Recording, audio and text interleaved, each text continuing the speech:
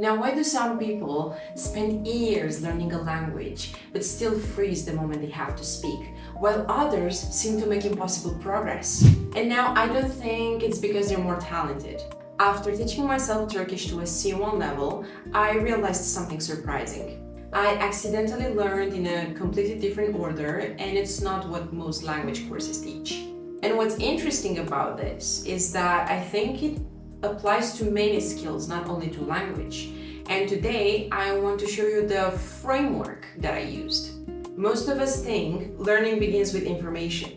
We buy courses, we download apps, we memorize vocabulary, we highlight grammar rules, and then we wonder, why can't I actually use any of this? And now, learning is not about memorizing information. It's about creating an environment where learning becomes inevitable.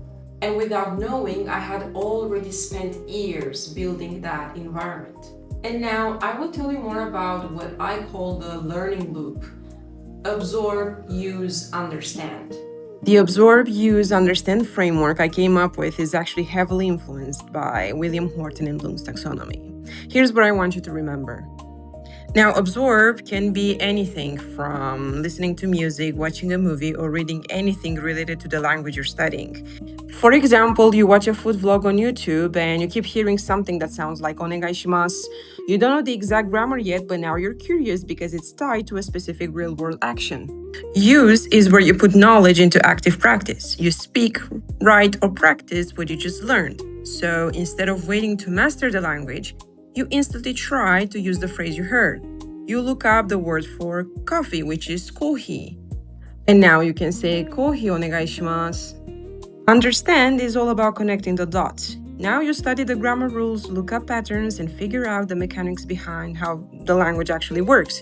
You learn that onegaishimasu means please give me. You learn the structure rule noun plus o, which is the particle, plus onegaishimasu. You realize that while you skip the tiny connecting particle o during the use phase, adding it makes you sound more polite.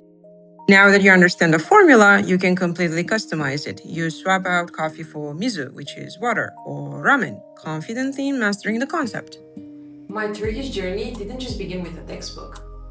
It began when I was 7 years old and my mom was watching television. Now, I wasn't studying, I wasn't taking notes, and trust me, I was not trying to become fluent. I was just 7. I simply sat next to her every day for years as she was watching the Turkish drama. And without realizing, my brain was collecting thousands of hours of Turkish. Eventually, something strange would happen. I was actually playing. So I would turn my back to the television, I'd listen to an entire scene, and then I translate it into Romanian for my mom. Almost perfectly. I wasn't reading subtitles anymore.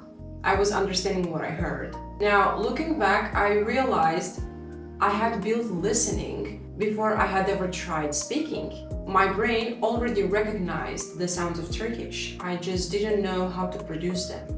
Now, here's a mini lesson. Think about children. Nobody hands a 2-year-old a grammar book and expect them to just understand grammar. They spend years listening first. Patterns come before rules. And without knowing it, I had accidentally done the same thing. Now, everything changed when I started Erasmus projects. Suddenly, Turkish was not something on a screen anymore. It became people, friends, conversations, fun moments. I couldn't build perfect sentences. My grammar wasn't great. I mixed up a lot of verb endings at first. Most of the time, people corrected me, but I kept speaking anyway. And that's when I realized that most of us wait until we're good enough to start something. But using that skill is what makes you better. Because for me, confidence didn't come first. It was practice. At 25, I decided something. I decided that I didn't just want to speak Turkish. I wanted to understand why and how it works. So I went to the Yunus Emre Institute and got myself C1 books. But I knew for sure I was at around the B2 level because I couldn't form perfect sentences. I couldn't make long sentences. And for example, speak in meetings, introduce myself very, very well with all the qualifications that I had. It was very short sentences. I think my listening was around a C1 level, but my speaking was at about a B2 level. And so I taught myself Turkish to a C1 level in about 2 to 3 months. At that point, I knew I wanted to communicate, but I wanted more precision, or as we would call it in linguistics, accuracy. Interestingly, research supports what happened next.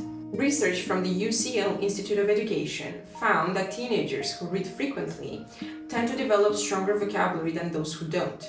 Another study on language learners found that extensive reading significantly improves vocabulary acquisition. Now, looking back, that's exactly what happened to me. Instead of memorizing isolated words, I started reading entire texts. Every unknown expression went into my notebook.